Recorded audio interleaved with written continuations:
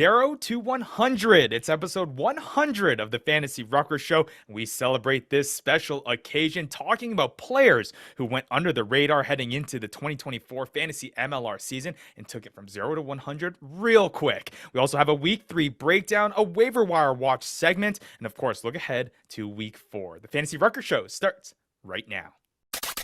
Where rugby and the world of fantasy sports collide. Welcome to the Fantasy Ruckers Show, bringing fantasy rugby to the masses, talking all things rugby from the MLR to leagues around the world. We're on top of it.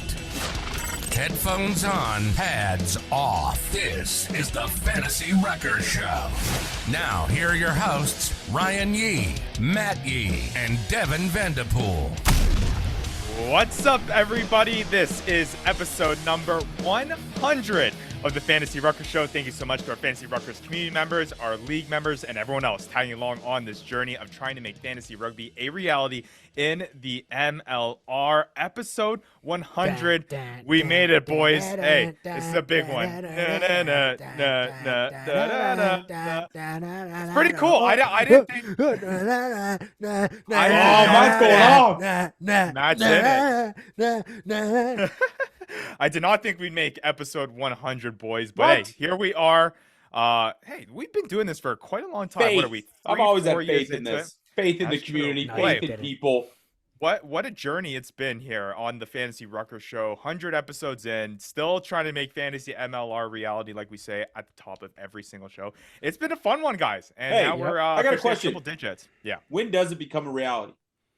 It feels Never. pretty real right now. that's true. 100 That's episodes, 4 leagues. I mean, it's feeling pretty real. We're gonna have to change up the intro to our show maybe, but yeah, it's super exciting stuff. Episode 100. Thank you to all of our dedicated listeners, followers, and league members, community members that have followed us for this whole 100 episode journey, and we're gonna hope to do 100 episodes more. But hey, let's get a little bit back into it and having a celebration here and start going here. This is good stuff. Episode 100.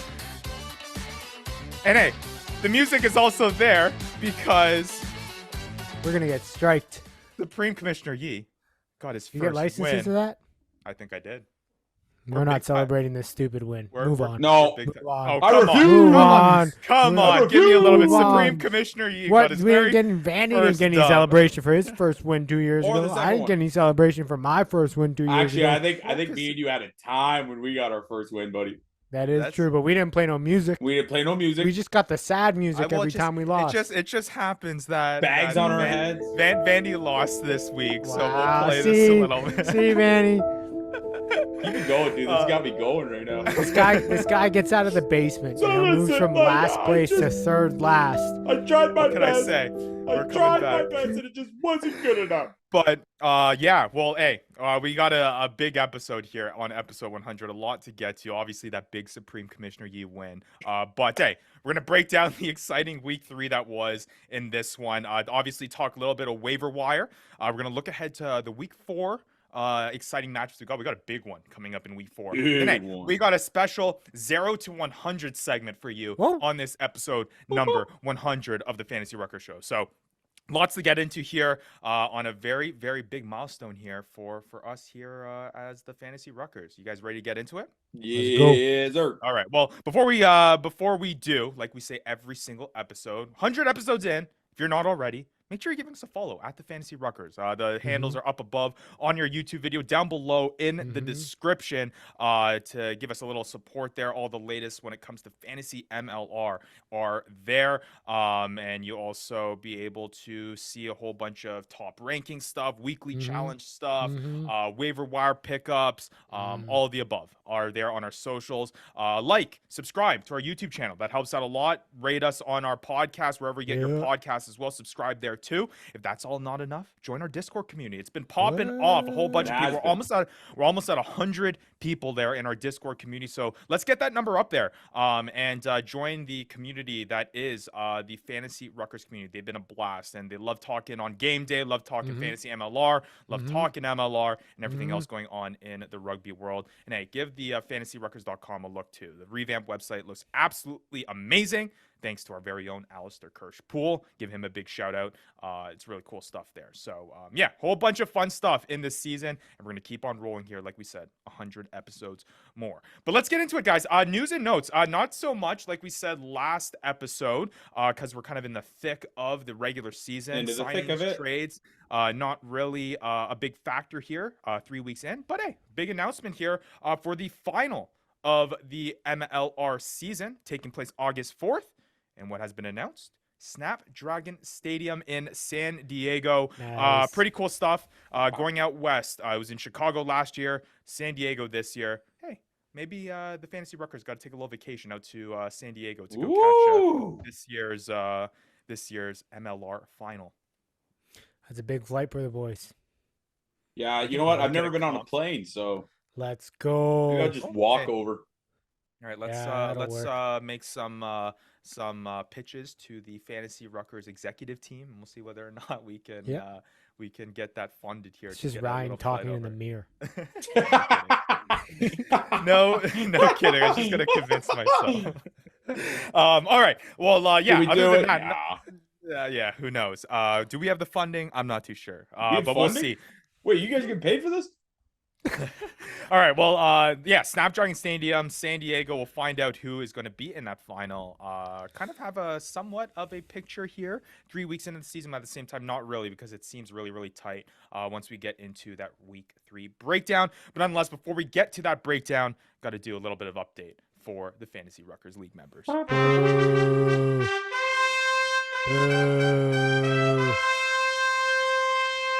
Hear ye, hear ye, Boo. hear ye, hear ye. Hear ye, hear ye. Here is Supreme Commissioner Yee Oh, with your God, Fantasy it's Ruckers just sickening. League update. What's sickening about it, Vandy? Just the way What's you say sickening about it. It's just, Why? I don't know. Why? I can't tell you why the hairs stick up on the back of my head when you say it, but they do. Yeah, we're getting closer and closer to a dictatorship here. Yeah, in we the are. Fantasy Ruckers And there's that no might be it. votes. Oh, boy. Well, what can Oh, I say? man. No dictatorship here when it comes to weekly challenge, because what can I say? The Ryan Yee is doing absolutely fantastic in the weekly challenge, just dusting it 30 points above anyone else in 3 weeks into this weekly challenge. If only thing, this above- was like the weekly challenge league, not the MLR fantasy league. That's true. I take it. But hey, had a nice lineup of Nick Suchon, God, I'm Ronan salty. Foley, Martin Elias, Tarangatiro Waitokia, and Marcel Muller for my lineup there. Yeah. And it Hey, paid, good it paid picks, dividends. 71.9 points Good in picks, this man. week. The next highest was 57.7. But nonetheless, you, Maddie, you did pretty good there. You're in second place. Whatever. The dude. measly Yeah. 137.2. Whatever. Oh my goodness, measly. Just move on, Ryan. What? I'm Move at on to the 169. next one. What could I say? Yeah, okay, I get it. Sweet. You're doing so great in the Fantasy Ruckers. The weekly challenge. Matt, you won. You got no reason to be salty. I Yeah, I can be know. salty. That's true. Oh, whatever. We can both be salty. Hey, well, in the Right. Fantasy what, I Ruckers like League, that. Maddie, you got the dub. We made it clear. I myself got my very first Fantasy MLR season, our very Hey, own. Congratulations, buddy. Hey, thanks, man. John Fitzpatrick, Rugby Morning. I'm not putting salt in the wound. What can I say? I have the controls to the soundboard here. Yeah, so of I course can do you do. whatever the heck I want. But Fitzy giving me of Rugby Morning, giving me the congratulations, beating him for my first ever MLR win. We had the stats come out this week pretty early. And he said, of course, the week that Ryan gets his first fantasy MLR win, do the stats come out right away? And Funny how he was that like, happens. I remember when I got my first fantasy MLR win, I'd hit him with the Michael Jordan shrug, because what can I say? Whoa. We're winning here officially here on my side of things. It feels good. Hey, It good feels win, buddy. Good win. Hey, thanks, man. But hey, when it comes to weekly challenge, though, we still want people to participate. We're at around almost 30 people participating in the weekly Yep. challenge. We'd like to put this out there because it gets your toes dipped in tasting what fantasy MLR is like. You can join the sign up link is down below in the description, in our bio of our social channels, and you'll be able to join that if you haven't already. It's a whole lot of fun. You get to compete against some of the top community members of Major League Rugby, among other pretty loyal Fantasy Ruckers Community League members as well. It's been a whole lot of fun. Pick $15 budget, 5 guys. Kind of a fun way to just take a dabble here in Fantasy MLR. It's a lot of fun, I promise you, when you're winning.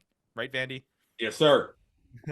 All right. Well, also, I wanted to give a shout out to our league members. I know a whole bunch of suggestions are coming in terms of changed rules, maybe some different ideas in terms of how we can add points, maybe expanding the bench a little bit, things like that. Really, really good to see. That's what this season's all about. When we opened up to the masses and opened up to the public, we want to get those ideas. We want to get those suggestions. We've opened up a fantasy MLR suggestion box. We have a suggestion box now, guys. We're getting legit. 100 episodes in, finally have a suggestion box. On our Discord channel, you can submit kind of ideas that you have there. And again, we're going to submit a Google form to all of the league members that's participated this past season. Get your feedback and what your first fantasy MLR season experience was like, and see what changes we can make heading into further years here. So a lot of fun stuff. You guys have been having fun so far? 3 years in? You guys have been experts now. Yeah, I'm having fun. Well, you know, we're just living the dream over here playing fantasy MLR. It's true. It doesn't get any better than this. All right. And then last thing, we're going to add a new segment here on the Supreme Commissioner Yee's update every single week. Great idea. Got to give props to Stephen Lowen, Feral Hippies in our Fantasy Ruckers League. He had this idea where we're going to highlight some top performers from across the Fantasy Ruckers leagues, just to give them a shout out in terms of some big time performances. And of course, the week that he suggests this segment, he ends up being our top performer at 104.9 fantasy points in the Fantasy Ruckers League. Well, hey, who got the brunt of that 104.9 fantasy points? It was Vandy, and they have a bet going on who's going to win a jersey this season, and in the first match up of their series. Hey, Steven, I forgot my wallet. It's in my other pair of jeans, man. Sorry, buddy. All right. Well, giving some other shout outs to some other league members, P_Reggie of the Ruck This League and the Fighting Beavers of the Lou Mal Natties Deep Dish League, both racking up 91.6 fantasy points in their lineups to tie for second overall. Number 4th coming in is Molly Malone of the Try Hards League with 91.5 points, and then 87.3 by What the Faffs in the Scrum and Coke League. So shout out to our league members. Again, yeah, it's fantastic. Keep on keeping on there for our Fantasy Ruckers League members, because it's been a whole lot of fun. 3 weeks in the season. We still got another 14 weeks to go in the Fantasy MLR season, with our final happening in week 17 out of 18 of the MLR season. All right, you guys ready to break down some matches here in week 3? Let's do it. All right, let's do it. Well, the New England Free Jacks NOLA Gold kicking off first here on Saturday at 2 o'clock. Had a jam-packed Saturday of matches, 5 of the 6. Yeah, I don't know how I feel about that. Yeah, it's a tough one to keep. Why? All right, I don't get it either. Well, I don't want to go into it too much, but Rugby Network doesn't even let us watch 2 games at once. How the heck am I supposed to watch 2 games when they're on at the same time? I actually created another account. How much time MLR takes to digest these games? It's true. Quite a bit. It's true. Quite a bit. It is quite a bit. Well, hey, the NOLA Gold and New England Free Jacks in a somewhat of a nail biter here in this one. NOLA Gold coming out pretty quickly. I almost got this one right. You almost got it right. I was sweating. Guess who did get it right, though? Boom, baby. Yeah, when NOLA Gold is up 14-0 here to start off the match, it was pretty incredible. But hey, New England Free Jacks, the 2023 MLR champions, coming out on top in the end with a 27-21 victory. Had them sweating a little bit, but nonetheless, the 2023 champs coming through. Maddie, overall thoughts about the New England Free Jacks and NOLA Gold matchup? Yeah, I mean, Vandy, get out of here. I know you got notes over there. You coming hot. I know you will. That's right. New England I don't know. New England Free Jacks haven't really impressed me, to be honest. Basically, I think what they did was they won the kicking battle. Mm-hmm. Like, they tactically won the kicking battle. I think NOLA got away from kind of what they were doing well, and they started kicking the ball away in that second half. But yeah, I mean, New England Free Jacks, they haven't really impressed me that much. And NOLA actually, they made it pretty hard for them at the breakdown. And one of NOLA's strengths is being really difficult and making things really hard at the breakdown. But I am yet to be super impressed by New England. Well, I think it was more just NOLA came out really hot, 14-0. Yeah. I mean, we can't deny 27 points unanswered until NOLA punched that one in at the end. But yeah, 27 points unanswered. The second half was, rugby from my point of view is just a giant war of attrition. Yeah. And then you see these speedy guys for the Free Jacks, their back line just started working. End of the first half, beginning of the second half, and they were just working. Guys like Reese McDonald were just everywhere. That try he had, God dang. Yeah, but I mean, like that try that he had is a perfect example of, Look, you know, Dougie they Fife, need the bounces. ball bounces They one needed way. the bounces. They're not doing it the way that we used to see them doing it in terms of like building phases. Yeah, it's true. And like beating teams down. It's their set piece isn't even that impressive this year so far. So it's kind of interesting to see they're winning in different ways, which isn't a bad thing. It's just not the New England Free Jacks that we're used to, and frankly, they're kind of having to be reliant on other teams' mistakes in order to win games. Yeah, absolutely. I completely agree with Fair. you both. Definitely a sentiment that the New England Free Jacks definitely don't feel as strong as they did in the 2023 season. But again, a lot of season to go. NOLA Gold, though, they have been showing some spurts of brilliance there. And I know, Maddie, you were pretty high on them, and they were close, very, very close. But hey, let's hand out some Team of the Week honorees here. And our first one is the Team of the Week center honoree. And you might have thought maybe it was JP Duplessis, but no, This is a different guy that has been stepping up this season so far, and that's Jordan Jackson Hope. I mean, 26.3 fantasy points in this matchup against the New England Free Jacks, his season high so far. 2 tries in this one, 142 meters gain, add 7 tackles on top of that. He's among the top of our players here out of all fantasy MLR with 53 in the total, half of those coming from this matchup. But I mean, Jordan Jackson Hope, he was obviously kind of overshadowed by JP Duplessis by us coming into the fantasy MLR season, but it looks like he's kind of taking the reins there and really running away with it. Yeah, it's clear that he's kind of the backbone of the offense so far. He's being used on set piece, he's being used in open play, and he's making the most of it. Every time he touches the ball, it turns to NOLA Gold. So yeah, it's pretty impressive to watch. Yeah, the work he does in free space too is just nasty. Oh yeah. And we're going to start keeping track of some of these kind of long-term bets that we've had. Maddie opened up the season saying that the Anthem were going to finish with less than 3 wins. He picked the under on that. Another thing Maddie said was that Reese McDonald is going to finish off as the top back 3 player of the season, and he continues that stretch of games, because Reese McDonald in coming off a 17.8 point performance in round 2, a 40.8 point round performance in round 1, 24.1 points here against NOLA, 153 meters gain, 1 try, 6 tackles. Reese McDonald looks like he's going to make that prediction, Maddie, come to a reality here with how well he's playing. Yeah, Vanny said it, man. He just finding himself in the right places. He's on a tear right now. He's in form. He's scrappy, man. With him with the ball, he's just, the engine on the kid. It's just insane. He battles for everything. He's not scared of contact. He knows how to make people miss. Yes, and that every too. time in tight spaces when there's nothing on. He hit that fence pretty hard though. He was laying down for a bit. We'll see how he looks for next week, but I'm sure it'll be fine. Hey, fence fights back. Fence fights back. Few other guys that did well from the Free Jacks side. Jason Potros, he's been pretty consistent so far. 16 fantasy points for his season high so far. Wayne Vanderbank, 15.9 when he scored his first try of the season. And Ben Lesage continues to do Ben Lesage things with another 15.2 point performance with the try he had. We were talking before, show Vandy. Teniela Filimoni also solid with 14.1 points. Dude, his try to come down with that ball, that takes guts. That takes guts to go up for those. Absolutely. Well, hey, New England Free Jacks sneak it out with this one in their victory over NOLA, 27-21 to push themselves to 2-1. NOLA Gold no longer undefeated. Any more that you guys got to say on this matchup?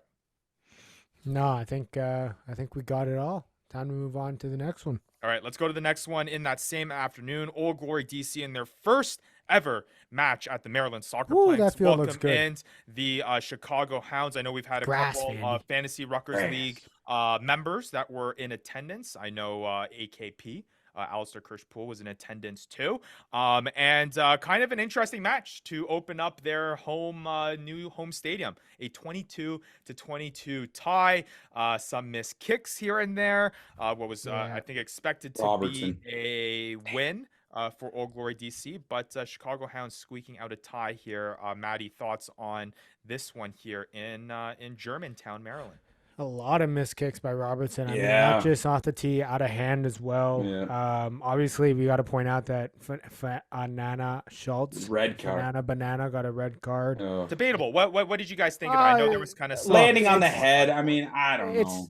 It's blatantly in the rules. Billy Meeks is going up to get the ball. I think I saw AKP, a OGDC fan, obviously a bit biased, saying that he's jumping into the tackle, but Billy Meeks never had the ball. He's going for the ball. It is a contest in the air. He never had possession of it.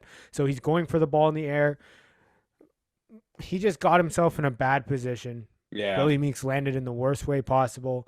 And Anna Schultz had to do more to get out of the way. Like, it's tough, but that's the rules. You got to do more to get out of the way, or at least try to compete for the ball in the air and make it a contest. So That's fair. a red's a red. It is what it is. But look, I think the two big things, Axel Muller, Damien Hoyland, I'm sure we'll get to them fantasy wise, but they changed this offense for me. Mm-hmm. I mean, they looked very good when they had quick ball. Those guys were breaking the gain line to allow them to continue to have quick ball. They just made too many mistakes in the red zone inside that 22 where they just couldn't finish and add on the missed kicks. And I thought they were going to capitalize at the end, that yellow with like 7-8 minutes. You know, I feel like you just got to pull it out there. Yeah, they just made too many mistakes. And, you have to beat these teams like Chicago if you're going to do well. Like, 100%. Chicago is not looking that great. Their offense is looking I mean, look at that try better. they got. Was it? I think it was Boomer. They go up for it, but he taps it back, lands in his hands way behind the defense. And he just turns around and runs it in. Yeah, it's like, but like those are the ones that you're okay with giving up, right? Like, but you have to beat these teams like Chicago if you're OGDC and you want to do well, because Chicago is not in a good space right now. Their backline still doesn't look great. No. They're still trying this Billy Meeks at 10. I thought actually Billy Meeks looked better at 10 this game, but they're still they're not expansive enough to beat teams, and they shouldn't be tying an Old Glory DC team. Yeah, absolutely. Couldn't agree with you guys more. And who likes ties anyways, right? Ties suck. It's like kissing your sister. Yeah. Well, let's talk about some other team of the week honorees here in this matchup. 22-22 tie, but that didn't mean that there were some big time performances. And Matt, you kind of mentioned him. Welcome to the league, Axel Muller. Dude. Because I've been waiting. I've had him sitting on my bench waiting to play him. I was in trade talks with that kick from Robertson though for his second try. That was so big. And Fitzy, there was a reason why that he wanted to get him in a trade. I was talking about maybe exchanging Axel Muller for Ronan Foley, one up in that one. And I don't think I'm doing that anymore because Axel Muller scores 25 fantasy points in this one. He was absolutely electric. 103 meters gained, 2 tries, 9 tackles, a breakdown steal. Axel Muller is going to be a whole lot of fun to have on your fantasy MLR. Yes, he will. That he's back from suspension. He is so large. That's all I can say. He's just large. He's a large man. Runs fast. On the thing is, as a 14 too, like, come on, man. I know, it's exciting. On the Chicago side of things, let's dish out our back row team of the week honoree, and that is Connell Boomer. He made his first start this season, and he takes advantage of it. 2 tries, 70 meters gained, 5 tackles, a breakdown steal, leading to 21 fantasy points. He's probably on many people's waiver wires. We might talk about him a little bit more heading into this waiver wire watch segment. We'll see. But Connell Boomer showing up in this one at least. Yes. Yeah. Yep. Can't take that away from him. He had that long range try, so that helps a lot with the fantasy points. I mean, off the misplay, but whatever. And then last guy I want to mention here, another new back 3 player for Old Glory, Damien Hoyland, 17.1 fantasy points, with 134 meters gained, 4 tackles. That Hoyland Muller back 3 is going to be pretty electric for Old Glory. They were finding holes in the outside. It was crazy. As soon as the ball got to the outside, it was just they're just too fast, man. Yeah. And Hoyland, and Martin Vaca behind that scrum or whatever. Yeah. Behind the rucks. He is so good, man. Yeah. He's just so nasty. He knows how to finish. Tough physical dude. You know what? He's a great asset to have. And he's playing, I don't know what, but he's playing like 70 minutes as a front rower. Crazy. 74, 77, 60. Like, those are the minutes that you want I to mean, see. well, when you're watching the game, you're just constantly like, man, that's it for him. Because he goes down so much and then just gets back up, man. Oh, yeah. He's got Rocky music just constantly. I think he does. I think he does. Yeah, 9.2 fantasy points in this one. Vaca continues, which is pretty solid for front row production. Again, 22-22 tie between the Chicago Hounds and Old Glory DC. All right, shifting over to the evening matchup on Saturday, Houston SaberCats taking on the Miami Sharks, and what was kind of an interesting one. It was close to start with Miami, just like the ball handling to start off the match, just poor even throughout. It was just tough, and really then finally Houston kind of overthrowing this one and taking this victory 30-19. Thoughts on kind of this one? Now Houston stays undefeated, Miami still looking for their first win in franchise history. It was an interesting one. Well, I didn't know if it was going to start so hot when that original try gets called off because Dyer gets the penalty. But that Warner Houston try, man, that guy's got that dog in him, man. Little quick tap, boom, boom. And book it here. I'm going to add to that bet list. I think Andre Warner is going to finish off as the best scrum half surprise, Matt. Of the 2024 Matty picks up scrum half one. No big deal. You got Warner? What it is. You got Warner? Oh, yeah. Don't even worry about it. Damn it. No, but Houston, I mean, they did not play well. I didn't think that they showed the best. I think the one bright spot, I mean, there were a few bright spots, but the nice bright spot for them is that you got the bonus point? That center combo, even without the usual Damakina, Tassi, you got Sam Hill and Lourdes Vanderskip. Those guys are absolute monsters. Yes, they are. Those guys are absolute beasts. It's surprising to see the Houston set piece kind of get driven back by this Miami team. I know that the Miami team in the commentary were saying, hey, like we can get these guys, and they did. But, yeah, this Miami team just makes way too many mistakes. I mean, Shane O'Leary couldn't catch a ball if it was like if he had Stickum on his hand. Everything was just going through his fingers every time you put the ball up to him. But yeah, this Miami team still needs to. You know what though that I do like. Needs to figure out, but they won the first half, which is a really good look. It seems like they're trending upward. And they take the penalty kick. You know what I mean? Instead of just going trying for it, they just take like Felipe Echeverry. He's gonna be good, man. I mean, he's an animal. He doesn't miss a thing. No. But I don't know. Like at some point when you're Miami, you have to take the penalty kick. Well, I'm saying like you can go for it, but like your team is not converting. You can keep trying to go for it, but at some point your most assured way of getting points is through the boot. Your back line isn't that great. Your set piece, like back moves, isn't going to be that awesome because the back line still looks like they need some time to sink. Well, the announcer was saying too, Miami's got to do a better job of when you have a couple failed phases in your own end, you got to get that ball out. And there were so many times they would try 4 or 5 phases, lose the ball at the breakdown, like multiple times. Yeah, it's tough, but how about Alatimu showing up? Yeah. I mean, David Coates was a tough one to see. Yeah. Because I have him as my starting fly half after coming off such a dominant performance with AJ Alatimu coming in there. But hey, he steps in, does well. I wasn't able to pick him up. I didn't act quickly enough on the free agency, so I wasn't able to roll with the handcuff that I drafted. But nonetheless, yeah, he showed up, 10.8 fantasy points. There really wasn't that many big fantasy point producers in this one. I mean, the biggest one again in this match was a 12.4 point performance by Lourdes Vanderskip, which again is not that high for a center position, 91 meters gain and a try assist. But again, the big one I think here, if you had Andre Warner on your squad, 11.1 fantasy points from the scrum half position when he had that quick tap try. Echeverry got some points too. Pretty solid. Yeah, Echeverry 10.3 for him. Yeah, and I mean, again, the team of the week here, Henry in this one, is at the defense set piece position. Houston SaberCats with 5 points, and we're going to get into more of this defense set piece, kind of how you should approach it, because it feels like this year it's just even less than previous years. They really haven't been doing anything. I was dropping some bank on, and we'll get into this matchup for Dallas Jackals to try to get them into my lineup because I am a Chicago Hounds owner who they haven't been doing anything since that first match, and even the Dallas Jackals didn't do that great. But Houston SaberCats, the top defense set piece in this one with 5. Yeah, I mean, they picked it up in the second half. They really came back into form because they were not looking great in that first half, but they found their way. Absolutely. And that's all right. let's shift on to your boys, Vandy, for the Ugh. second last matchup of Sorry, the bud. Saturday. Dude. Yeah, tough one. The Utah Warriors taking on the Seattle Seawolves at home. I mean, we know the story. Utah is just riddled with injuries right now. They Oh. lose this one 23-13. Yeah, tough one here, but Seattle does Seattle things. They remain undefeated. Utah 1-2 now in the 2024 MLR season.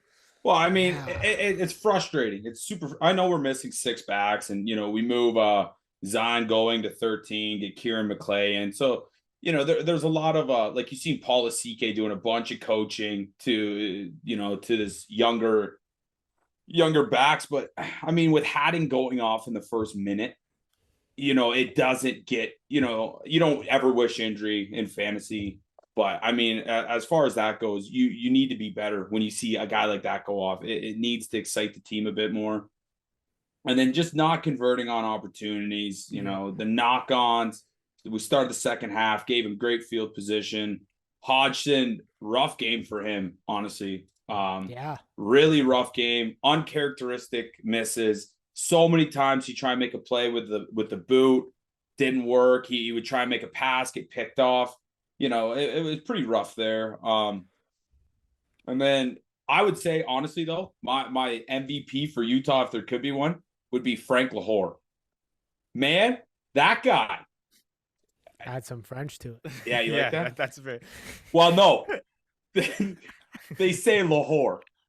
That's how that's his name, man. There's no French to it. But Hey, it's premium service, man. no, he had a great game. I think he had 10, 11 tackles, pretty good meters gain for a 4. I thought he had the best game out of all of our, and he got the try, obviously. So Yeah, and I mean, I think that points right towards like my thoughts from the game of like Utah dominated when you kept the ball in tight. You kept the ball with the centers, you kept the ball with the forwards, you dominated. But that's not our identity. We constantly give it to the backs. Yeah, but I'm look with at you. I your wish back we would have line, stuck to right? the like what do look they at call the it? back The line. Gorilla You don't Squad comes in at 60 minutes. You thought they were gonna just pound the rock a bit more, but what do you do? But like look at like you have to do with what you got, and you don't have the back line to play True. that expansive rugby right now. Hey, they're You gotta all wait to supposed get to be your back guys next week. Let's see. Apparently. But yeah, you just needed to keep things tight because that's when you guys were dominating the Seattle team. Yeah. The other thing is that on defense, like Utah, and this again points to the fact that We can't they tackle. just don't have their top outside center and top wingers out there. Is that they're shooting up on the outside, and they just weren't committed to it. And Seattle was able, you saw in the first try, essentially just able to get the ball out. You pass that defender, and all of a sudden you're gone for a break, and that's how they scored their first try. But then we got Joel Hodgson coaching defense on the 5-yard line or 5-meter line, and it's just like, what the heck, man? Like, what's going on? On the Seattle side, I also thought their backline shape is probably the best in the league, for sure, just their organization. But in this game, for whatever reason, their timing was just off. It seemed it might have been because, having Devin Rousseau start or like officially needing to start at 13. I know he started last game at 13, but that was kind of last second. Maybe it was Duncan Matthews being back at 15. Jade Styling had a game. Yeah. So it's just, I mean, Seattle's still Seattle, and they showed it there. I wish Dan Creel had the game instead. Would have won. Yeah, tough one. Well, hey, one team of the week honoree in this one at the front row position, Joe Tafetti, doing Joe Tafetti things. 11.2 fantasy points with the try he scored with 6 tackles. Pretty cool to see that. But yeah, I mean, the big name here is Jade Stigling continues to do what he does. I mean, 22.5 fantasy points. This was a guy we're gonna get more into our 0 to 100 segment, but 135 meters gain, a try. This guy came out of nowhere, and he was a big pickup in our Fantasy Ruckers League last year. I tried to drop money down on him as a Tony Pulu owner just to have that handcuff on who to play. And honestly, it wouldn't even be a bad thing. Out of all the teams, Matt, you mentioned it, how good the Seattle Seawolves backline is. To have shares of this backline is going to bring you dividends this season because even on their off games where they're not connecting as much, you still have Jade scoring 22.5 fantasy points. Well, that Seawall just holds you up, man. It's just it's just a damn war of attrition. And that Seawall is so good at stopping momentum. They don't get penalties on the breakdown. They don't give the ball up. It's frustrating. Frustrating team to play against. styling was sweet, but the guy for me in that game, Dylan Nell on Utah, he was just an absolute mutant. Breakdown, offensively, in the carry, just everything. Dylan Nell was an absolute beast. Yeah, at 8, yeah. Yeah. 14.1 fantasy points, 96 meters gained in that one with 15 tackles. Pretty solid there absolute on that beast. side. A couple other guys, Duncan Matthews making his first start of the season, scoring 11.6 with 82 meters gained. Look good too. Yeah, looked pretty solid. Charles Elton, pretty solid in this one, 12.2. I think that's their best 45 meters backline gained, moving 24 forward. tackles. So Yeah. if you're thinking about Seattle, I think that's their Duncan, backline moving Creel. forward. Yeah. Devin Rousseau at 13, Elton. Styling, Tony Pulu, and then obviously Mac Mason. Yeah. All right. Well, Utah Warriors again falling short 13-23 against the Seattle Seawolves at home. Oh. Let's move on to the last matchup of Saturday. This one was probably the most Worst game of the boring weekend. matchup of the Yeah, weekend. yes, sir. Pretty tough. 19-18 victory for the Legion over RFC Los Angeles. Yeah, it was a tough one to kind of watch there. Kind of like the Utah you know what Warriors was a highlight? Chicago Hounds matchup of the First week. 10 minutes. No, the highlight was old Stacy Pates in her hat. Holy cow, Stacy looked good. That was an awesome hat that she was wearing. Oh! She looked so cool. It was awesome. That Did was you nice to see her. I She forgot looked to say it stylish. for the Old Glory game, but they had McGregor's belt there. Yeah, they did. They had Conor some McGregor Irish was guy the carrying McGregor's brewmaster or belt. whatever. He's just Yeah. he's just sitting there holding the belt. I'm like, what the? Just Yeah, some and Irish I got- dude. He's like Conor McGregor. I got here in huge letters. Stacy looked so cool in her hat, and she did. But yeah, this is a really slow, messy game. San Diego, honestly, tough to watch. They made so many mistakes offensively. Yeah. They just couldn't get they couldn't get anything going. But once they started getting patient, I think for me, the San Diego team, once they start getting patient, once they start building the phases, not getting greedy, not trying to throw too many passes off the deck or too many offloads, that's when they start getting lethal. And that's where the times where kind of LARFC just couldn't keep up. Yeah. But on the RFC side, I mean, their offense is improving. It's continuing to look better. They weren't as bad as Miami, but they're continuing to look better. But I think you'll see this in the fantasy kind of points, but they never really got the ball to the edge that often. And No. you know, they needed that. They need to get the ball to those killers on the Get 'em to outside. Ko. Like they got Ko. Yeah, exactly.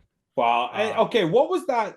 What was the yellow against LA? The guy got it for not rolling away. I know you can't roll north to south to really pushing, east to west roll away. But you see the same guy make multiple infractions, and then this guy gets a yellow at the first 25 minutes for not rolling away. I think it was because the ref had a conversation with the team saying you've gotten way too many penalties in this end of the field. Next one, a guy's gonna get sent off. 25 minutes. All right, okay, that's fair enough. I just thought it was weird when he pulled the yellow out. I'm like, what? Yeah. Yeah. It's those are tough. There's Now, a lot before of we yellows. kind of get into fantasy point performances, no team of the week honorees in this one just because of how James Stokes. lackluster it was. But what team are you more confident? What 0-3 team are you more confident? Obviously, we're going to get into Anthem here. I don't think any of us are choosing LA. that. But are you more confident in LA or Miami LA. for the rest of the season here? LA. I think so too. They're showing a little Gotta bit more agree. promise. But we can, I think, all agree this is definitely not the same San Diego side of last season. Correct? No. Yes, I think mean, they're missing your boy Oxberger, man. Yeah, but I think they had a bad game. I think last week was probably a better inkling of what the San Diego side could be. I don't think this week was a good representation. I think they came out weak. I think They beat played Dallas by really poorly. what, 7 last week? Yeah. I mean, but I think Dallas is a strong, gritty team. True. That Probably is- more is- gritty than is LA. not the same Dallas Yeah. as last year. But San Diego didn't play well.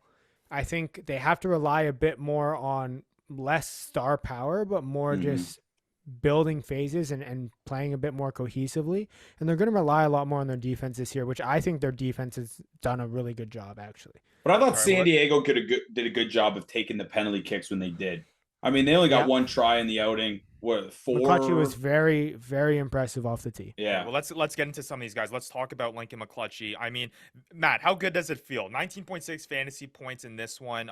He started in round 2, starts again in round 3. Have not seen Matt Guiteau yet. There are inklings in the Fantasy Ruckers community when the drafts were going on about our rankings, about Lincoln McClutchy in our top 5. But how do you choose Lincoln McClutchy over Matt Guiteau? But we haven't seen Guiteau yet. We've seen Guiteau's McClutchy still now in in Australia. back-to-back What weeks. up? How many points he's going to score from there, eh, boys? Oh, let's go. What up?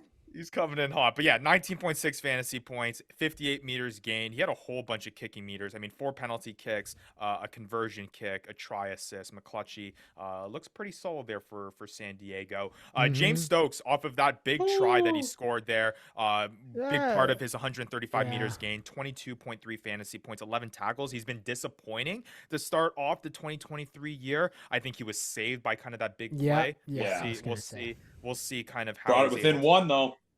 It's true. Gamer. That's the gamer. A couple other guys to keep an eye out for. Marcel Brockie doing well. 16.4 fantasy points there with the try he scored. I think if you're saying Stokes saved his day, Brockie did the same thing. He was just sitting there. He didn't do anything for that try. And helps he was at 15 too. And Semi Kunatani in his first start of the season, 38 meters gained, 11 tackles, 3 breakdown steals. Yeah, I played against him too. For a 14.6. Actually, the guy that I liked was actually Ethan Grayson, playing in that outside center position, 12.7 fantasy points. He looked pretty good.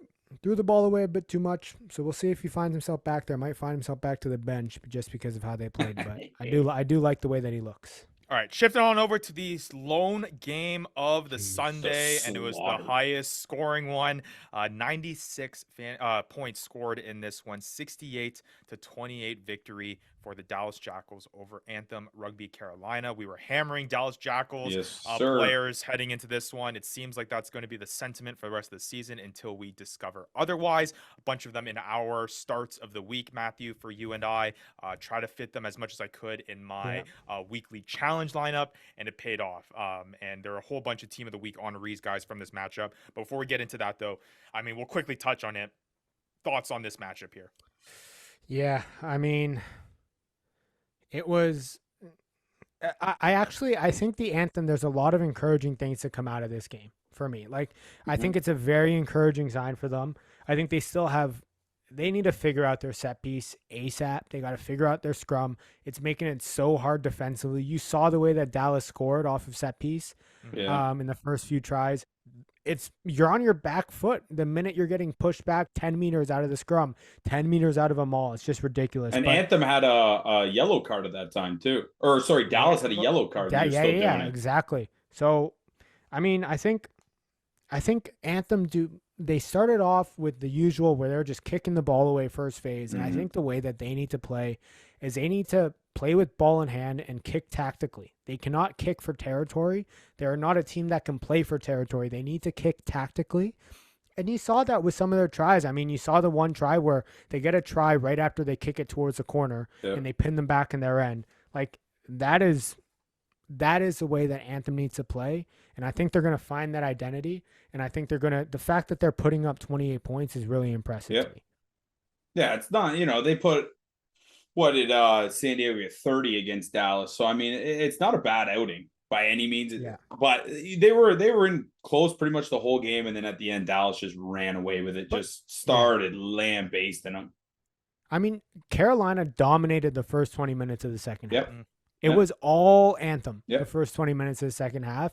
And that's they should go back, look at the film on that 20 minutes and say, this is our identity. This is how we should be playing.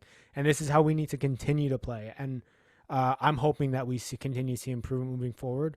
And, I can see them beating a team like Miami. I can see them beating a team like Miami. That's it. I can see them beating a team You think they beat LA? No, I don't think they beat LA. I think maybe they beat Chicago. That's crazy. Imagine saying that at the beginning of the season. It's pretty crazy. But hey, 68 points scored by the Dallas Jackals. So of course they're gonna have a whole bunch of team of the week honorees in this one. Let's go. Sam Gola. I mean, come on. Are we gonna say this guy's name every single week? I think this guy's gonna get I think that this guy's gonna get sick and tired of me tagging him in our our team of the week posts every single week because 14.1 in fantasy points for Sam Gala. Not even a in try. This one, not even a try. I mean, he's going to be. I mean, it I'm not even. it wasn't even his most impressive game. No, it wasn't. And That's the I'm not crazy even. part. I'm not even gonna put it down as a bet here, as that he's gonna start as the. Oh, he's gonna back-to-back second row champ. Because that's we all know that. We all know that. But hey, some impressive names though that we haven't seen. Here is Juan de Olivier. Ooh, Dallas and I put the French on it. And I put the French on it. Get 13. Yours is a different type of French, man. 13 fantasy points at the scrum half position. Will be interesting to see kind of how he does here moving forward.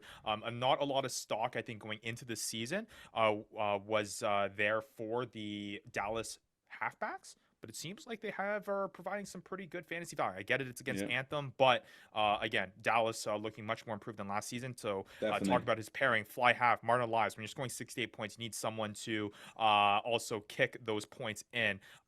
He racks up 21.5 fantasy. We just got to keep him away from those 6-foot walkways. Yeah. A try, 8 tackles, breakdown steal, and 7 conversion kicks. So Martin Elias. Now, I guess we're going to get into it, but I mean, there's going to be the question surrounding him because Von Isaacs. There we go. Proud of you. Von Isaacs last game started, and he obviously had a pretty good performance. Martin Elias starting in this one, and he. Now Von Isaacs lives at 15. Keep him at 15. Don't move him from 15. Let him play at 15. You need that guy at 15. Do you think we need him at 15? You need him at 15. Okay. Do not move him. Hey, to be fair, he never got a yellow last game. Maybe he gets more yellows at 15. That was a well-deserved. That was I was gonna say I was waiting for you to be a home. That was a well-deserved yellow, but you keep him at 15. Yeah, guys. I'd agree. You do not move him. You do not move him. Well, other guys in this matchup that did pretty good. Marcel Muller, yeah, he's 22.8 fantasy points, 154 meters game. Maddie, you had him in your weekly challenge lineup. He's a back 3 eligible right now, but started at center. He's going to be electric. Yeah. He's going to be a big part of this offense. I mean, yeah, he's a large human. Like, I don't know if him and Axel Muller are related. We need to look this up, but they are both large humans, and I don't want to tackle either of them. No. Geronimo Gomez-Avara, 16 fantasy points in this one. 45 meters gained, a try, 10 tackles, pretty solid. And let's talk about guys on the Anthem side because they're not brutal. No. But let's talk about Jake Turnbull. That guy had an absolute game. And he was coaching out of his mind, too. He was grinded out for 72 minutes in the front row. Like, man, he crushed it. And if he's going to continue to get this ball on penalties, on quick taps, they're going to keep doing quick taps, and I love to see it.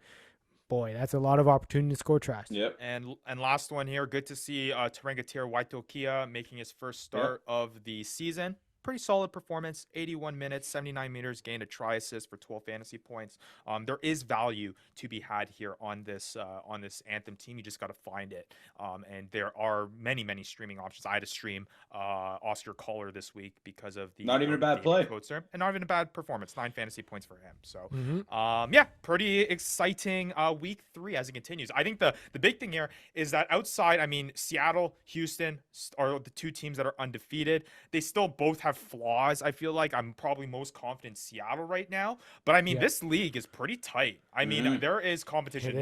New England is not as far in front as I think a lot of us thought they would be heading into this year. And there's a lot of battling happening in the mid-table here, which is a lot of fun. Yeah, I mean, who thought we'd be saying Dallas is 2-1? Yeah, no doubt. Kidding. No kidding. All right. Well, let's get into our episode 100 special segment. Our 0 to 100 Real segment. quick. Yep. Real quick what? No, I was saying 0 to 100 real quick. Oh, there we go. I got you. That real quick really killed the momentum. Yeah, it did. It did real kill the You never heard of that one? Oh yeah. I guess I was out of the loop. Yeah, you were. All right. Con out. There's another word in there, but we're not going to say it on here. But anyway, 0 to 100 segment here. We're talking about guys that were not on our radar. They were at a 0 heading into this season and are now quickly at a 100 here. Real quick. 3 weeks into this. I got it this time. Or 3 weeks into this season are now at the top of the table here. You might say. My balls are hot. for some of these players. So I'll start. Wait, with was my that guy. me? That was you. Saying the D My Lou? balls are hot. Yeah, let's go. And we got some guys here that Shout have out taken Derek it Lewis. 0 to 100 real quick.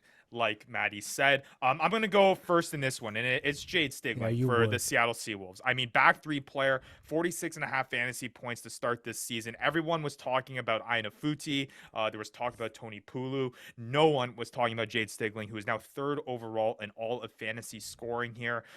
Who knew? Who knew this guy? Out of the whole, they've been switching guys in and out of the Seattle Seawolves backline. He's been the main de facto guy that has been the staple in there week in and week out. And no one would have thought that. He largely went undrafted through everyone's leagues. And if you were able to pick him up, it's fantastic. He only got 6.4 in his round one, but he has been increasing ever since. Back-to-back weeks with try, had his season high in this one against the Utah Warriors with 22.5.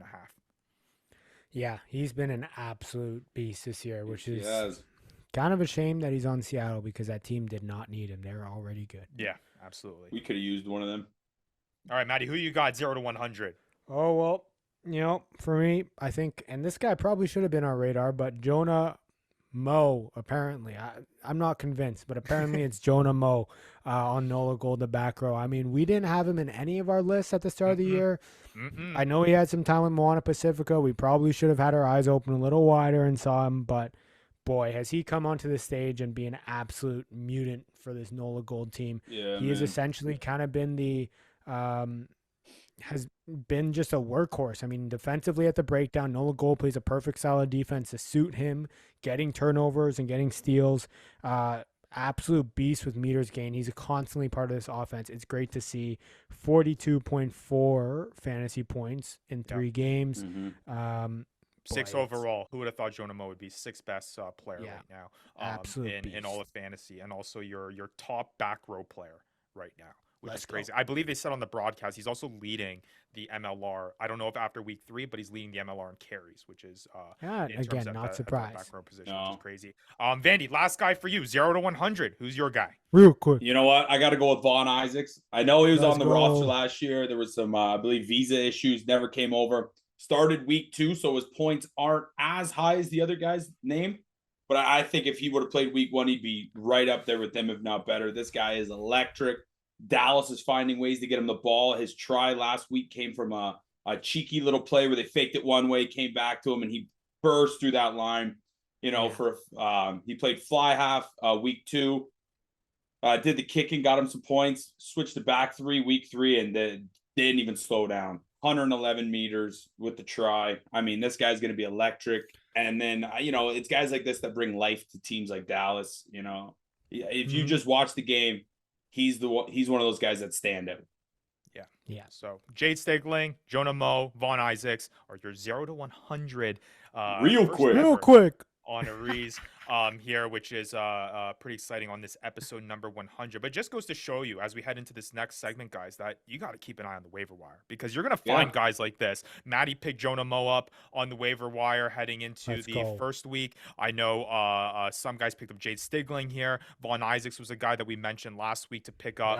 So there's a whole bunch of fantasy production that you can pick off your waiver wire, which is what we're going to get into right now. Talk about our waiver wire watch. But before we get into guys that you need to look out for this week, let's talk about, now that we're 3 weeks in, there's some guys that you might have to be concerned for. And we're going to talk about some potentially droppable guys here heading into week 4. Guys that people have had questions about whether or not they should hold them on their roster. Because I know bench spots are at a premium here in Fantasy MLR. I know a lot of our Fantasy Ruckers League members have been talking, man, I wish our bench spots would be more than 5. That's all we got right now, so you're going to have to play with it. So let's talk about some guys here to that you might be thinking about dropping. I'm going to kind of throw these names out to you, and you guys tell me whether or not you would drop them. My first one is Cam Dolan. He's a second row player for the NOLA Gold. I drafted him. He has not played a single game yet. What are you doing? What are you doing with Cam Dolan? Yeah. We're supposed to give Don't worry, I advice already took my own advice on this. So I'll answer it first, then. I've dropped Cam Dolan. I've let him go. Second row position is not providing you a whole bunch of value in the first place. I know Cam Dolan could be that guy. He's played back row before. He's kind of more athletic, can provide that. But if he's not on playing at this point in the season, he might appear later. You might want to try to pick him back up, but I don't think he's worth holding onto that roster spot right now. No, when he plays, he does play 70, 80 minutes, but like you said, there's no point really banking a second row. The value there isn't crazy. No, I would say, if you need the room, if you can't really hold on anyone, there's some good waiver moves this week. Cam Dolan could be a drop. You can find 4 and 5 points elsewhere. Yeah. All right, another guy on this list. What are you doing with Tavita Kuradrani? And he's a guy that obviously there was a lot of hype K-Train heading into this year. I don't know, and Matt, you can confirm if I'm wrong on this, but I don't know if it's visa issues. I don't know if he just hasn't arrived yet. He hasn't even appeared in the lineup. What are you doing with Tavita Kuradrani at this point of this season, now that we're 3 weeks in and haven't even got a whiff of K-Train yet? Bye-bye. Bye-bye, he says. Bye. What do you like? I mean, does our offense need it? Like, It's true. I get it. He's Tavita Kuradrani, but Devin Rousseau has been an absolute beast. And like, where does he fit in? Right. I just don't see it. I think even when he comes back, he's gonna need time to kind of gel with the offense, anyways. And frankly, the guys that they got are informed. Like, I think it's time you kind of make that decision and you potentially drop him and hope that, hey, if he's back, then you put on big in the waivers. Absolutely. All right, let's get into some harder questions here. What are you doing with Mark O'Keefe?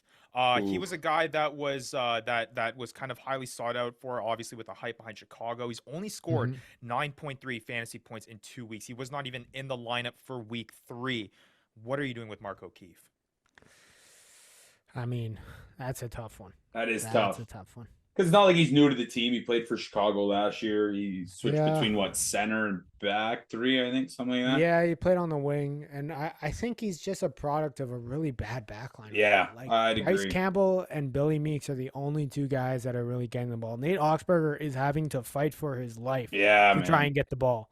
Like, you can see him trying to work and try to get himself into space, and it's just not as easy sometimes. I think I don't know if it's a drop yet. I don't think it's a drop yet. I think Mark O'Keefe, you have to give that Chicago offense some time. Give them some time to gel. Give them some time to figure it out on what they're doing. And Mark O'Keefe, I think, will get the fruits of the labor at some point. And then last guy that I want to mention here, another tough one. What are you doing with Rodney Iona? And I bring up him because he's in our free agency right now in the Fantasy Ruckers League.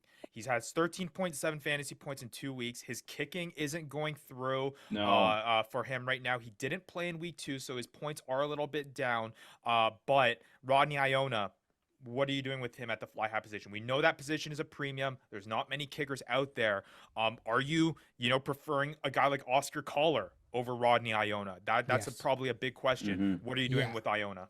No, I mean, look, he's played under 70 minutes in 2 games straight. That's not a great sign. That's not a great sign at 10. That does not show the team has confidence in your ability to kind of steer the ship.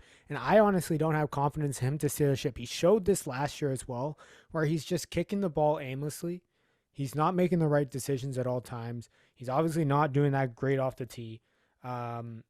It's tough. I mean, what I would actually do is definitely, if there's an Oscar Collar out there, I would drop Rodney Iona for him. Yeah, for sure. If you don't have anybody out there that you're confident in at that 10 position, you make sure that you have Reese Botha, because there's going to be a point in time where Reese Botha is going to take over that starting position this year, and you're going to want to have him when he does. Yeah, I was just going to say, if not him, then they also got Dorian Jones, who I think kicked in the first game for him. Yeah. Or no, round 2. The second game. Yeah. So,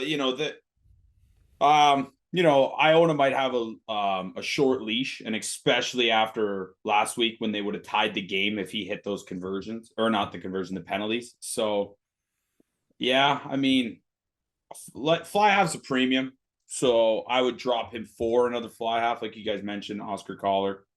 But if you don't have another fly half, maybe hold on to him.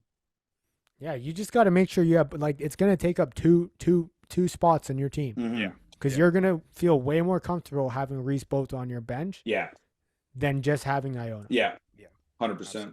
All right, well, let's get into some of the watch list waiver wire guys, and we'll, based on position, we'll kind of go in if you would drop a guy for this for any of the guys that we had just talked about. But let's get into the front row position.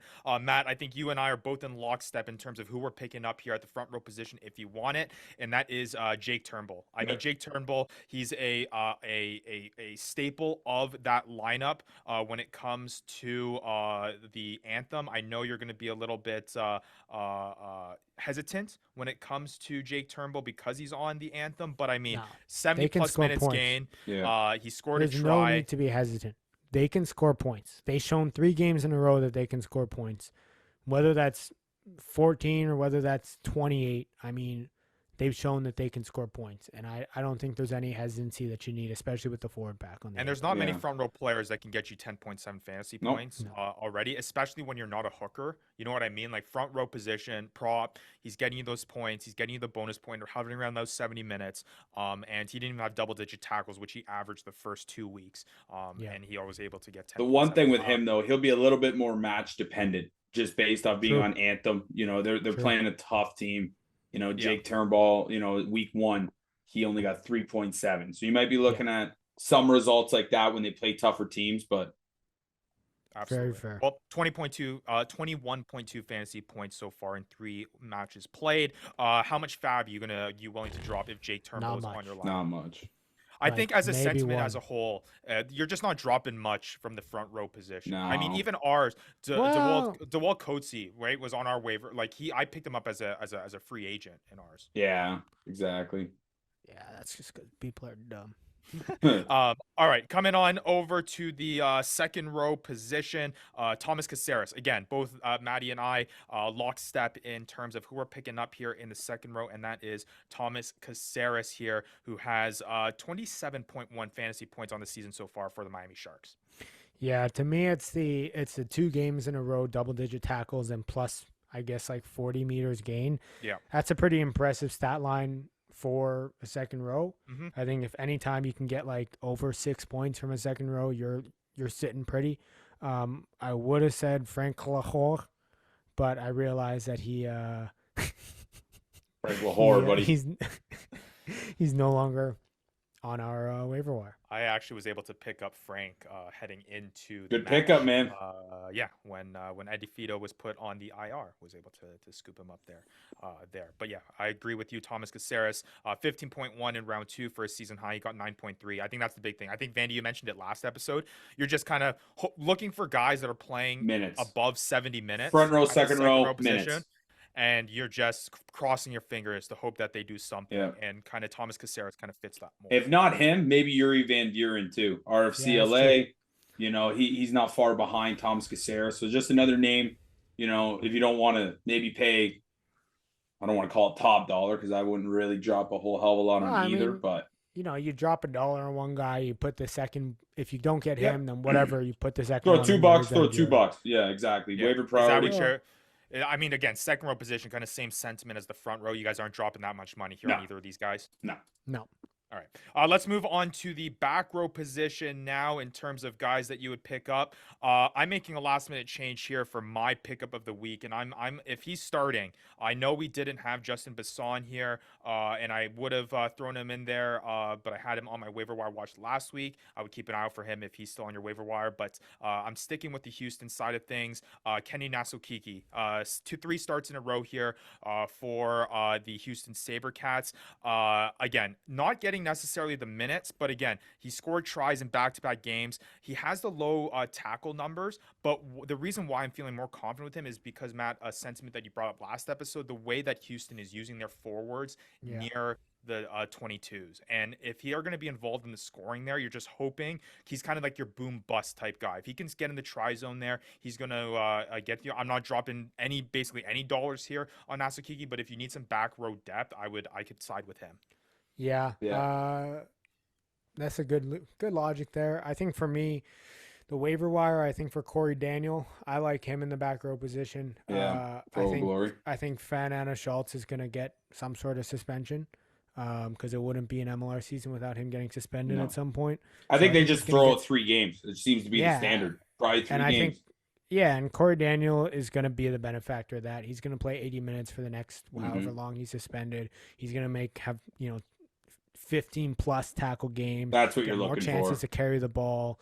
And really what he's missing is really the meters gain. And hopefully with Fernando Schultz out, he kind of gets and seizes some of those opportunities.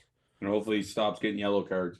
Yeah, that too. All right, let's shift on over to the scrum half position. Again, a kind of a dry wasteland when it comes to the scrum half position, but we're going to try to dig deep here in terms of who we can get. The first guy I want to kind of mention is Juan D'Olivier.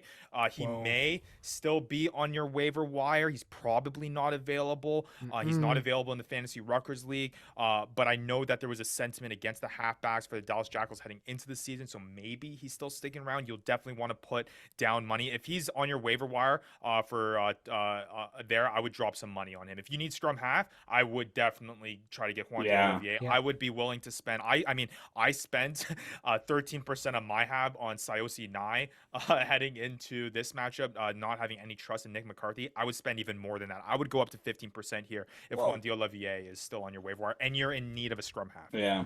French is always more expensive. Another guy that I will mention, Kieran McLeay. Obviously, Utah's dealing with backline issues, Zion going, moving out to the center position. Yeah. 7.9 fantasy points. Again, you're just looking for a start here at this point with the scrum half position. He may have been dropped if he was drafted in your leagues. So look out for Kieran McLeay. Keep an eye on those injuries. He may be starting again this week for the Utah Warriors.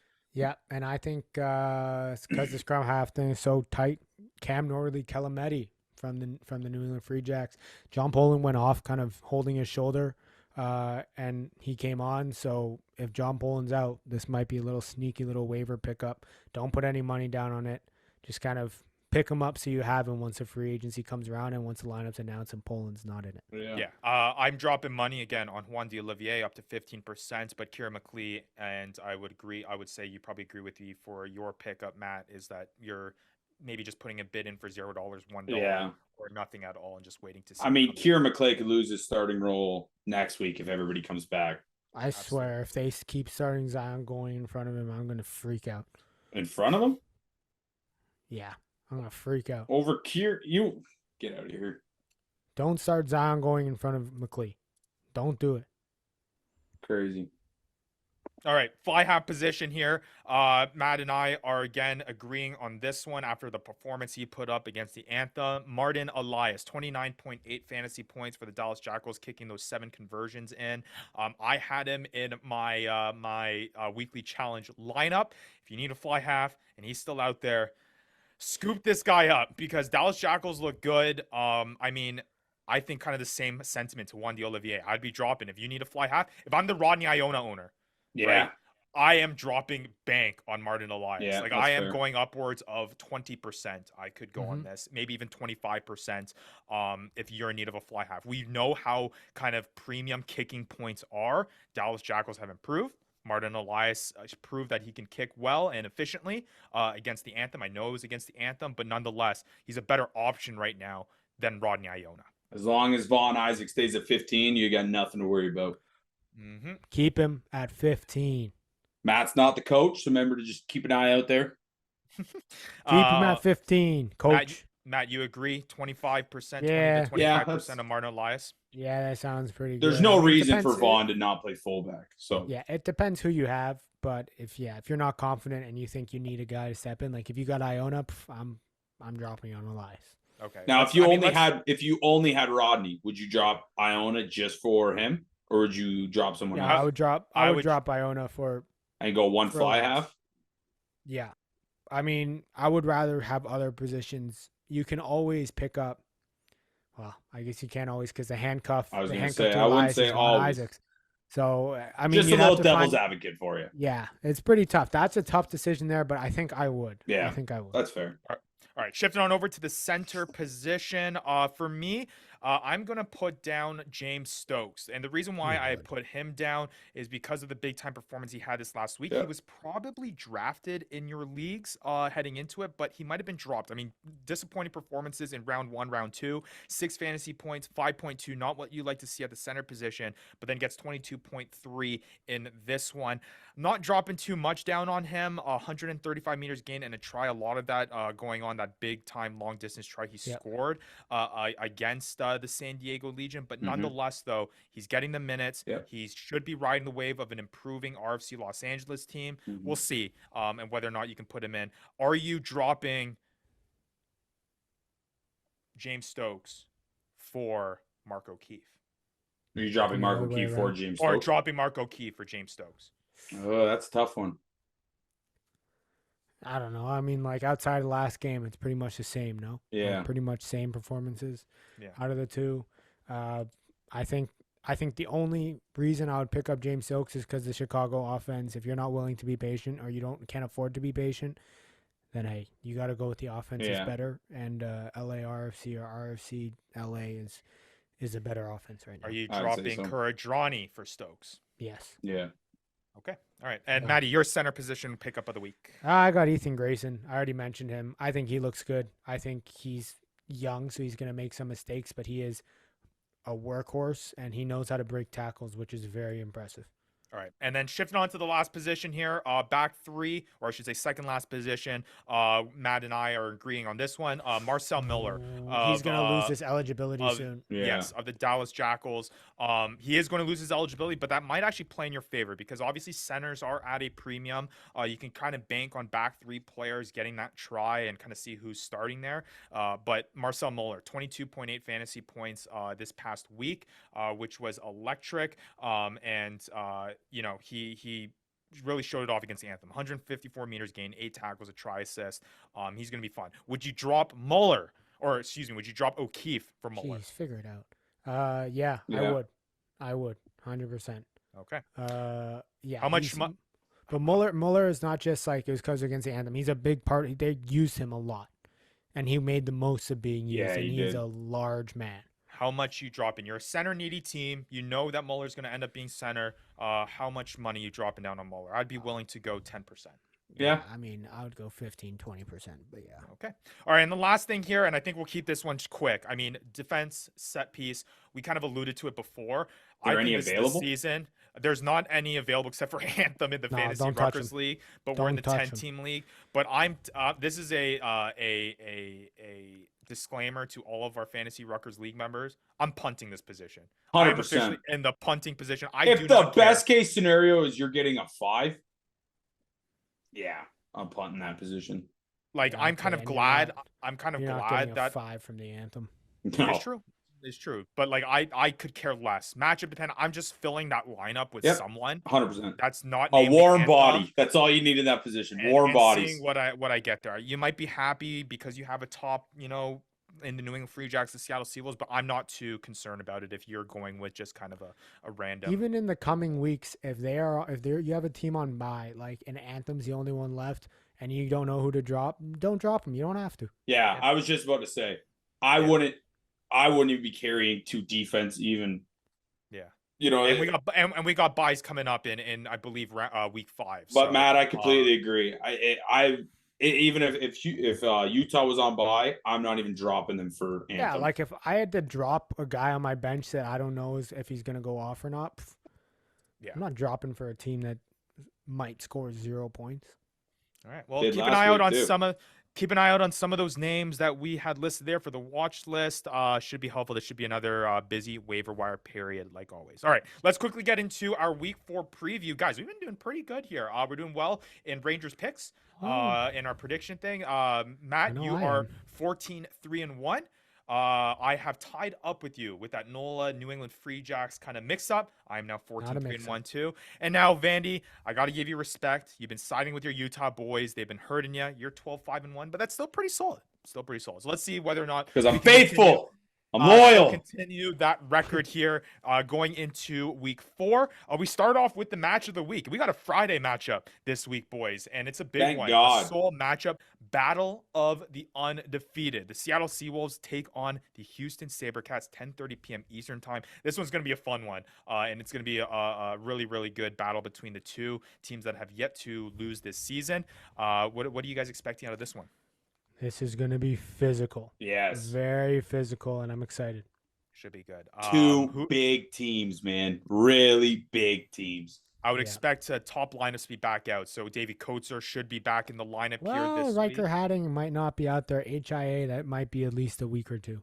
Yeah. I mean, the guys that are available, though, you know what I mean? Like, Houston it felt like Houston put not a secondary side, but a lot of guys that weren't your kind of marquee names in there. I would Want to expect know some of those guys to be back in. all the guys? Maybe guys will be expecting the forwards to be the big matchup. I think the big matchup is going to be whoever's at center for Houston against Dan Creel and Devin Rousseau. I mean, those are some big lads going against some big lads. Yeah. Big bodies against big bodies. Those are going to be some big collisions right there.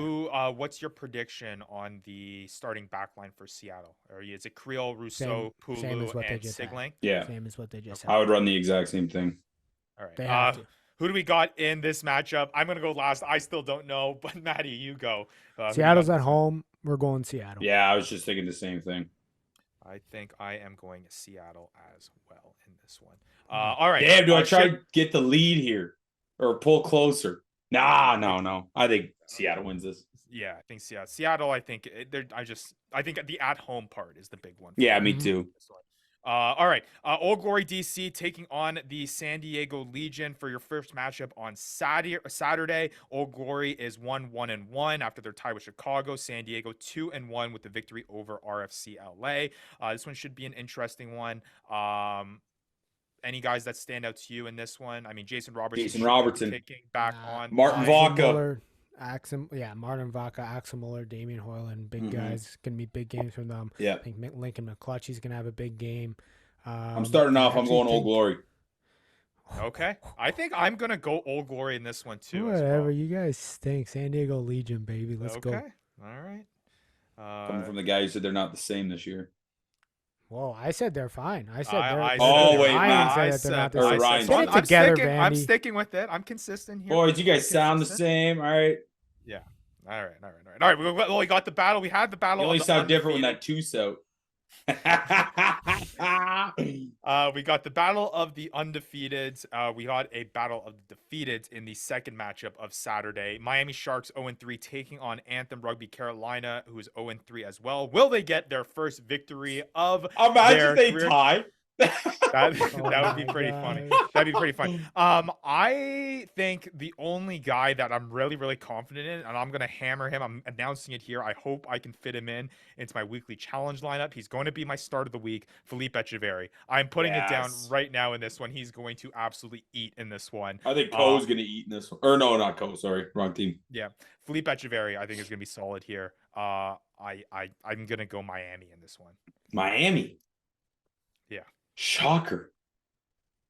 Don't give me the sarcasm there, Vandy. Well, we all said Anthem might win 2 games this year. I think we're all going Miami. I mean, but to be fair, this could be one. This could be the one, right? If there's gonna be any one, it would be the Anthem winning this one, right? So, yeah, but I'm still sticking. Right. I think Philippe Echeverry is gonna be in this one. Oh, I think I am gonna start Sayosi Nye in this one though over Nick McCarthy still, for sure. In my lineup, but you guys are thinking. What Anthem do last Miami. week? Oh, they got smoked by Houston. Who? Oh wait, I'm looking at RFCLA. God, Anthem. They put up 28 points against the Dallas Jackals. Their logos look so close. One of them. They got the same guy. They got the same designer. Half baked A. All right, stop stalling, guys. You guys need to make this. I know. It shouldn't be this hard. You just said that it was an easy one. Go to the next one. No, you gotta make a pick. You gotta make a pick. Okay, let me get some. This is how you think harder. The liquid Miami's set piece is gonna dominate. We know that. Yep. Miami's backline I'm going has not Anthem. shown that they're good enough. Okay, Vanny's going Anthem. Has not shown that they're good enough to actually take advantage of that. But is this the game that they kind of find their confidence? I don't know. I just can't get around my head of saying that Miami is going to be the last place team in the league under the Anthem. I think there will be no point in this season. I think Anthem will come last. Yeah, I'm going with Anthem. I'm going with Vandy. We're going Anthem. Let's go! Let's go, man! I'm gonna look like such an idiot when Anthem get their first win here. All right, shifting on to the last matchup of the Saturday, Dallas Jackals taking on the NOLA Gold. This one should be a fun one. This will be a fun one. I'm done. I'm done dumping on Dallas, man. They are legit. Both dumping teams on Dallas just before we started. No, we weren't. I was going off on Isaacs. Both teams are 2-1. Both teams are on the upswing after what was mediocre seasons last year. Who do you guys got? And I mean, this one should be fun. This one should be Philomone's good. I'm gonna going eat. Nola. I ain't straying away from Nola's gonna go. They got this one. Yeah. All right. Well, I gotta go Dallas then. I think this is the week that we all kind of choose different things. I'll go Dallas in this one. I'm riding the train with Dallas. I love seeing Dallas being good this year. It's a lot of fun. It's a lot of fun. So I'm gonna go with Dallas. Any guys that you look out for in this one? Marcel Muller, Marcel Muller. Von Isaacs, yeah. Von Isaacs. I think Yeah, Vaughn's Jordan gonna have a Jackson game. Hope. So I think- you guys actually are think- picking. You guys are picking all Dallas Jackals sides. I think hold on. Yeah. I think JP Duplessis is gonna have a pretty big game. I think he has a Okay. nice. I think little matchup Philemone, against Mitch 2 Richardson. tries. Yeah, that too. All right. That too. First matchup of the Sunday, Chicago Hounds taking on the New England Free Jacks. I'm hammering my New England Free Jacks players in this yes. one. Chicago 1-1-1, New England Free Jacks 2-1. Too much I mean, experience on Free Jacks, man. We'll just say I'm just starting all my Free Jacks guys. I'm going Free Jacks in this one. Yep. We'll keep it short. Yep. Yeah. All right. Anyone? So Chicago gives us a reason to think otherwise. Yeah, exactly. As a Billy Meeks owner, I am still concerned. I'm really hoping LaRue Milan comes Well, hey. back in this one. He's Hey, supposed you to got be. his, It's week didn't he 4, get he's his fly supposed half to be. eligibility now? That now is you true. can start him at fly half. Way to go! Oh, damn. Congratulations. Now he's gonna be on my bench. Who's Billy that? Meeks- Billy Meeks. Oh yeah. So LaRue Milan cannot be coming back at a more perfect time for me. All right, last match of the week is RFC Los Angeles at home taking on the Utah Warriors. 0-3 against Vandy's Utah Warriors. Who are 1-2. Utah. This is a get right game. Bunch of guys are coming back. Utah, and we get the bonus point. No, and the bonus point, he says. Okay. And your boys should be back. They said that they should be back here. I'm week expecting 4. We'll everybody see. except Joe Mono. Okay. If Joe Mono comes back, he is a mon. Oh, Oh, nice. I see what you did That there. was awful. Maddie, what do you got in this one? Look, I think even if they come back, it's going to be a tight game. I think Los Angeles are going to be riding a little high after that last, keeping it close with San Diego. I think they're going to be happy. yeah, with we that. kept it close against debatably the best team in the MLR Yeah, don't worry about it. with But, with kids playing in the back. oh yeah, How about Good those for you. mountains though? good for you. They are nice. That's what They it are is. nice. Those Utah mountains Warriors in the fan back. says. Utah's the the mount- nicest stadium. when the by mountains far. They are really nice, but too bad they aren't there in Utah, and they're going to be in RFCLA, and Oh, unfortunately, I'm they're shaking going to my lose to boots. RFCLA. All right, Boys. and I'm going RFCLA in this one as Perfect. I get to close the gap. Well, we'll see.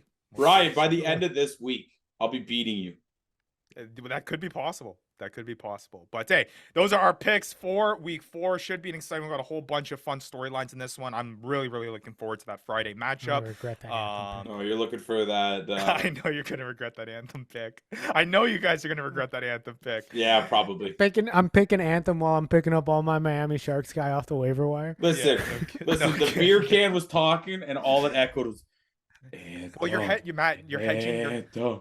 Matt. You're hedging your bets. You're either gonna win in our pick segment, or you're gonna do really well in the fantasy. Nah, I actually think Anthem's gonna. Hey Ryan, how well are you gonna do in the weekly challenge? Way to Probably go, like Ryan. another 70 points. Hey, What can I Way to we say? got to make a new rule. You're not allowed to play anybody against Anthem. No, that defeats the purpose. No, that's the new rule.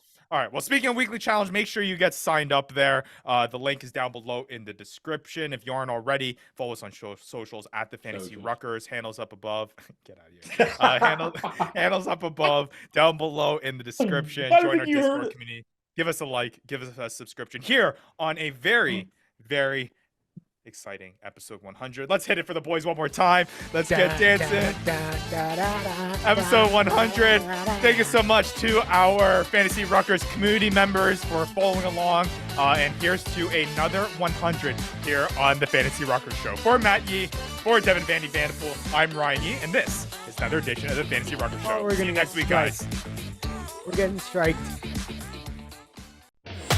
You've been listening to the Fantasy Ruckers Show, bringing fantasy rugby to the masses, covering everything rugby from the MLR and beyond. We hope you enjoyed the show. Make sure to like, rate, and review, and be sure to tell all your friends. We'll be back soon, but in the meantime, connect with us on social media at the Fantasy Ruckers. Till next time, this is the Fantasy Ruckers Show, signing off.